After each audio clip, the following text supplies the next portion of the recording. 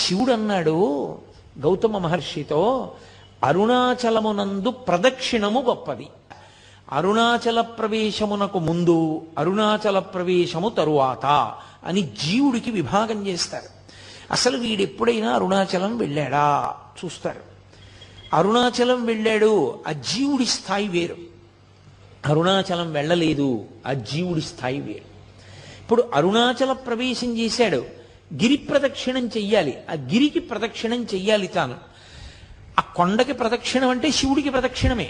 ప్రదక్షిణం అన్న మాటకు అర్థం మీరు బాగా గుర్తుపెట్టుకోవాలి. ఏ బిందువు దగ్గర మీరు బయలుదేరారో తిరిగి ఆ బిందువు దగ్గరికి వచ్చేయాలి. కుడి చేతి వైపుకి మీకు కొండ ఉండాలి, ఉండేటట్టుగా తిరిగి రావాలి. అలా తిరిగి వస్తే దానికి ప్రదక్షిణం అని పేరు. ఆయన అన్నాడు, కలియుగంలో ఈ అరుణాచల పర్వతం చుట్టూ ఎవరు ప్రదక్షిణం చేస్తారో వాళ్ళందరికీ కూడా 100 అశ్వమేధములు 100 వాజపేయములు చేసిన ఫలితం వేస్తాను. అశ్వమేధయాగం అసలు నిజానికి కలియుగంలో లేదు. కలియుగంలో అశ్వమేధయాగం సంకల్పం చెయ్యడానికి అధికారం లేదు, చెయ్యకూడదు. ఎందుకంటే నిషేధింపబడింది. అశ్వమేధయాగంతో సమానమైనటువంటిది ఒకటి ఉంది, అది చేస్తే అశ్వమేధయాగ ఫలితం ఇచ్చేస్తారు. వాడు అశ్వమేధయాగం చేశాడు అని ఫలితం ఇస్తారు. ఏదది? అనాథ ప్రేత సంస్కారం. అనాథ ప్రేతానికి సంస్కారం చేస్తే వాడు అశ్వమేధయాగం చేశాడు అని ఫలితం వేస్తారు. 100 అశ్వమేధయాగముల యొక్క ఫలితాన్ని గిరి ప్రదక్షిణం చేసిన వాళ్ళకి వేస్తానన్నాడు. 100 వాజపేయములు చేసినటువంటి ఫలితాన్ని గిరి ప్రదక్షిణం చేసిన వాళ్ళకి వేస్తానన్నాడు. అంటే దాని ఉద్దేశ్యం, అసలు అరుణాచలం అనేటటువంటి క్షేత్రం ఒకటి ఉంది, దానికి ఇంత ప్రాశస్త్యం ఉన్నది, పరమశివుని యొక్క పరిపూర్ణమైన అనుగ్రహం ఉన్నది, అక్కడికి వెళ్ళాలనేటటువంటి కోరిక పుట్టడం జరగదు. ఎందుకని? అసలు కొన్ని కోట్ల జన్మలెత్తితే తప్ప అరుణాచల పర్వతం గురించి తెలుసుకోడు. అరుణాచల వైభవం అన్న మాట వినడు. కాబట్టి పక్కన పెట్టేయి. విన్నాడు, అది మనసులో హత్తుకుని అరుణాచలంలోకి ప్రవేశిస్తానన్న మాట అన్నాడు పో, అహంకారం వదల్లేడు. ఏదో ఒకటి వెంట పెట్టుకుంటాడు. వెంట పెట్టుకుని నేనింత వాణ్ణని డాంబికానికి పోయాడా ఆయన లోపలికి రానివ్వడు. అహంకార పరిత్యాగం చేశాడా లోపలికి రానిస్తాడు. అందుకే అరుణాచలంలోకి వెళ్ళాడు అంటే వాడికి ఏదో అధికారం ఉంది, పరమేశ్వరానుగ్రహాన్ని పొంది ఉన్నాడని గుర్తు. అందుకే లోపలికి రానివ్వరు. అటువంటి క్షేత్రాల్లో పరమ ప్రఖ్యాతమైన క్షేత్రములు అరుణాచలము, కాశీపట్టణము, ఇవన్నీ. ఎందుకని? అగస్త్య మహర్షి స్కాంద పురాణంలోనే కుమార సంహితలో చెప్తారు, ఎన్నో క్షేత్రాలకు వెళ్ళి నమస్కారం చేసినటువంటి పుణ్యము పరీపాకమైతే కాశీపట్టణంలోకి రావడానికి అర్హత వస్తుంది. అసలు అన్ని క్షేత్రాలకి జీవుడు ఎప్పటి నుంచో వెడుతుంటే ఆ ఫలితం ఉంటే తప్ప కాశీలోకి వెళ్ళలేడు. కుదరదు, వదలబమ్మన్నారు. ఇక అరుణాచలం తత్తుల్యం, అంత గొప్పది. అరుణాచల ప్రవేశము అంత తేలికైన విషయం కాదు. అలా ఆర్తి కలిగిన వాళ్ళకి చిన్న చిన్న విషయాల దగ్గర నుంచి పెద్ద పెద్ద విషయాల వరకు ఆయన అనుగ్రహించాడు ఆ ప్రదక్షిణ తత్వంలో. అందుకే కామ్యమునందు కూడా మీకు ప్రత్యేకంగా కోరి ప్రదక్షిణం చెయ్యక్కర్లేదు. ఆదివారం నాడు ప్రదక్షిణం చేశాడనుకోండి, ఆదివారం నాడు ప్రదక్షిణం చేసి వచ్చేస్తే సూర్యమండలాన్ని భేదిస్తాడు జీవుడు. శరీరం పడిపోయిన తర్వాత శరీర పతనానంతరము సూర్యమండలాన్ని ఛేదించి కైలాసంలో శివలోకానికి వెళ్ళి శివ సాన్నిధ్యమును పొందుతాడు. ఒక సోమవారం నాడు ప్రదక్షిణం చేశాడనుకోండి, జరామృత్యువులను దాటతాడు. జరామృత్యువు అంటే వృద్ధాప్యము, మృత్యువు. ఇదొక చిత్రమైనటువంటి విషయం. చాలామంది త్రిదళం త్రిగుణాకారం త్రినేత్రంచ త్రియాయుధం అంటుంటారు, కానీ అలా లేదు. అసలు యథార్థ పాఠం త్రియాయుషం అనుంది. త్రియాయుషం ఏకబిల్వం శివార్పణం. త్రియాయుషం అంటే 3 రకములైన ఆయుర్దాయాల్ని కోరుతారు. నేను వృద్ధాప్యాన్ని చూడాలని నేను కోరుకోవాలి. బాల్యము, కౌమారము, యవ్వనము దాటి నేను వార్ధక్యాన్ని చూడాలి అని అడగాలి. ఎందుకో తెలుసా? వార్ధక్యాన్ని చూడలేదు అంటే అపమృత్యువు. నా మనవల్ని ఎలా చూస్తాను?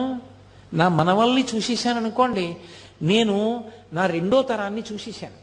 2 తరాలు చూసేశాను అంటే లౌకికంగా నేను నా ఆయుర్దాయం చేత పరిపూర్ణంగా వంశంలో ప్రధానమైన మలుపులు చూసేశాను. ఇప్పుడు నేను వానప్రస్థానికి ఈశ్వరుణ్ణి చేరుకోవడానికి తపస్సు చేసుకోవడానికి వెళ్ళవచ్చు, అర్హత పొందుతాను. ముందే పడిపోయింది అనుకోండి శరీరం, అసలు ఇంకా కొడుకు లేడు, కొడుకుని చూడలేదు, తను చెయ్యవలసిన కర్తవ్యాలు పూర్తి చేయలేదు, అది అపమృత్యు దోషం అంటారు దాన్ని. అలా పడిపోకూడదు శరీరం. కాబట్టి అపమృత్యు దోషం పోవాలి అంటే జరా అంటే వృద్ధాప్యమునందు చింతతో అమ్మో ఇది పడిపోతుందేమో, అమ్మో ఇది పడిపోతుందేమో, అమ్మో ఇది పడిపోతుందేమో అని బెంగతో కాకుండా అమ్మో ఇది పడిపోకముందే చేసేయాలనేటటువంటి తాపత్రంతో చెయ్యగలిగినటువంటి స్థితిని పొంది తదనంతరము ఇక మళ్ళీ ఇంకొకసారి చావవలసిన అవసరం ఉండదు. అది ఆఖరి చావు. అంటే ఇంకోసారి పుట్టడని గుర్తు. పుడితే కదా చావడం. అది ఆఖరి వృద్ధాప్యం. ఆ ఆఖరి వృద్ధాప్యం భయంతో ఉండదు, ఆ ఆఖరి వృద్ధాప్యం త్వరతో ఉంటుంది. ఓ జుట్టు తెల్లబడిపోతోంది, 60 వచ్చేసాయి, చేసేయాలి గబగబా మంచి కార్యక్రమాలన్నీ. ఈపాటి ఓపిక ఉండగా సంధిబంధములు సడలిపోకముందే ఈశ్వరారాధన చేసేయాలి, ఈశ్వరుడిచ్చిన సమయాన్ని సాధ్యమైనంత వెచ్చించేయాలి అని త్వర కలిగి భగవదారాధన యందు మగ్నుడవుతాడు. మగ్నుడై ఆ భావనతో భావనతో భావనతో భావనతో ఉన్న కారణం చేత శరీరం పడిపోతున్నప్పుడు కూడా పటికి బెల్లం తిన్న నోరులా ఆ పారవస్యంతో పడిపోతాడు.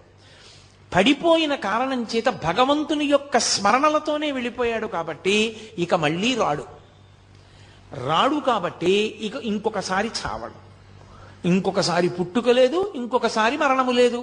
అందుకని జరామరణములను దాటాలి అంటే సోమవారం నాడు ప్రదక్షిణం చేయాలి. నువ్వు వేరే ఏమీ అడగక్కర్లేదు. ఏ రోజు ప్రదక్షిణం చేసినా ఫలితమే. ఈ కాలమా ఆ కాలమా అలా ఏం లేదు. మంగళవారం నాడు ప్రదక్షిణం చేస్తే సార్వభౌమత్వము. అయితే నేను ఇక్కడ మీకు ఒక మాట చెప్పవలసి ఉంటుంది. స్వయంగా భగవాన్ రమణులు చెప్పిన మాట.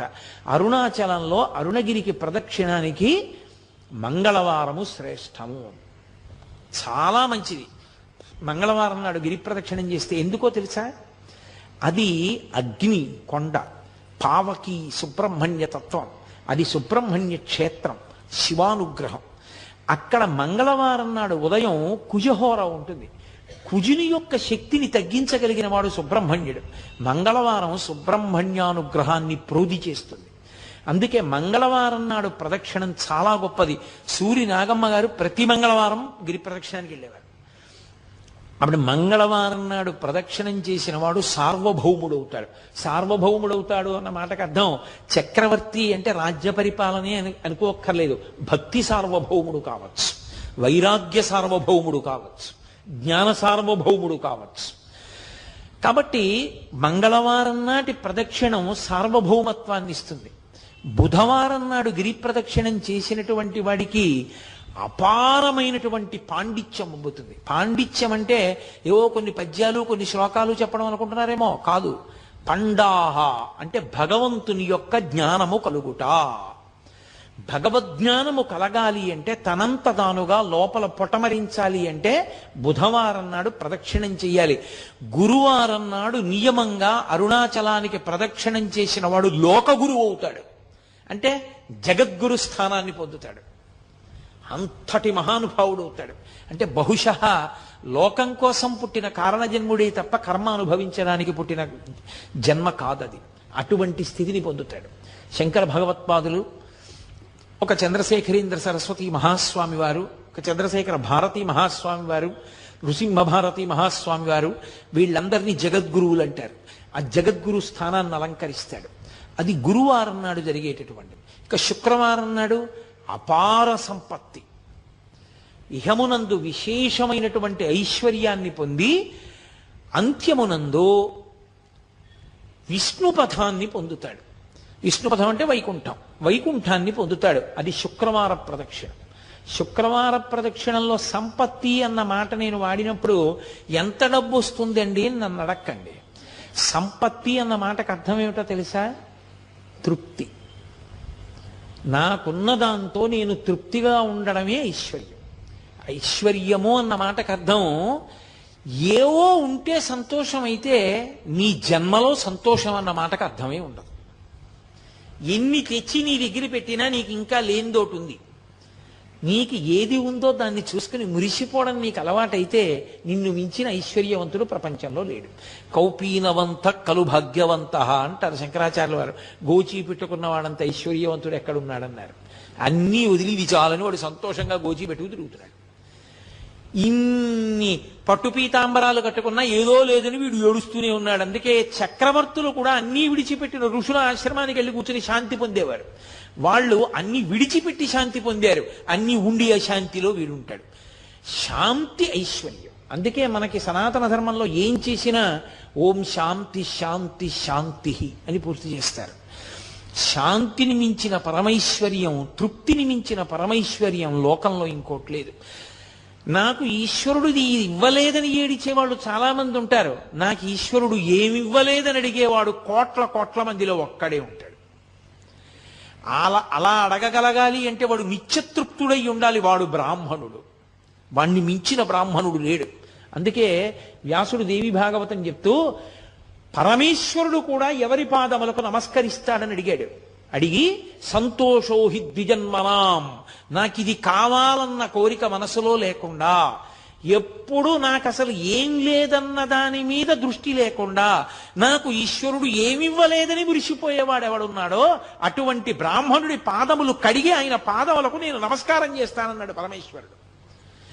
కాబట్టి యతీనాం భూషణం జ్ఞానం సంతోషోహి ద్విజన్మనాం ఉద్యమం శత్రుహననం భూషణం భూతిమిచ్చతాం అన్నాడు ఆయన. కాబట్టి అది ఐశ్వర్యం అంటే. కాబట్టి ఇహమునందు సంపత్తి, విష్ణు పథమునందు స్థానము. శుక్రవారం నాడు ఆ గిరికి ప్రదక్షిణం. అలాగే శనివారం నాడు చేస్తే గ్రహపీడా విముక్తి. మీరు ఒక్క మాట చాలా జాగ్రత్తగా జ్ఞాపకం పెట్టుకోవాలి. గ్రహపీడా విముక్తి అన్న మాటకు అర్థం ఏమిటో తెలుసా అండి? ఆ గ్రహం మిమ్మల్ని బాధించడం మానేస్తుంది అని కాదు. మరి ఇంకెందుకండి గ్రహపీడా విముక్తి అని మీరు నన్ను అడగచ్చు. గ్రహములకు ఈశ్వరత్వము లేదు. గ్రహములకు ఈశ్వరత్వం లేదు. అందుకే నేను మీతో ఒక మాట చెప్తాను. ఒక దేవాలయంలో అనేకమైన దేవతామూర్తులు, నవగ్రహ మంటపం, గోపూజ జరుగుతున్నాయి అనుకోండి. మీరు ఏదైనా మరిచిపోవచ్చేమో కానీ గోవుకి ప్రదక్షిణం చేయకుండా మీరు వెళ్ళకూడదు. ఒక దేవాలయానికి ఎదురుగుండా ఒక ఆవు మేస్తోంది అనుకోండి, మీరు గుళ్ళోకి వెళ్ళడం ముఖ్యమా, ఆ గోవుకి ప్రదక్షిణం చేయడం ముఖ్యమా అంటే గుళ్ళోకి వెళ్ళడం కన్నా గో ప్రదక్షిణం ముఖ్యం. మీరు గుళ్ళోకి వెళ్ళి గోవును వదిలేసి వెళ్ళారనుకోండి, ఈశ్వరుడు కూడా అనుగ్రహించాడు. గో ప్రదక్షిణమే గొప్పది. దిలీప చక్రవర్తి వృత్తాంతం లేదు? గోవును దాటిడితే ఏమయ్యాడు? గోవుకి ప్రదక్షిణం చెయ్యాలి. నవగ్రహ మంటపానికి ప్రదక్షిణం వదిలేశారనుకోండి, ఉపద్రవం రాదు. ఎందుకో తెలుసా? గ్రహములకు ఈశ్వరత్వము లేదు. కొంతమంది పొరపాటున శనీశ్వరుడు అంటుంటారు. శనీశ్వరుడు అన్న మాట లేదు. శనైశ్చరుడు. శనైహి చరహ. మెల్లగా మెల్లగా నడుస్తాడు ఆయన. అందుకని ఆయనకి శనైశ్చరుడు తప్ప శనీశ్వరుడు లేదు. అసలు గ్రహములకు ఈశ్వరత్వము లేదు. ఈశ్వరత్వము లేదు అన్న మాటకు అర్థం ఏంటో తెలుసా? ఆయన గుమాస్తాయే కానీ అధికారి కాడు.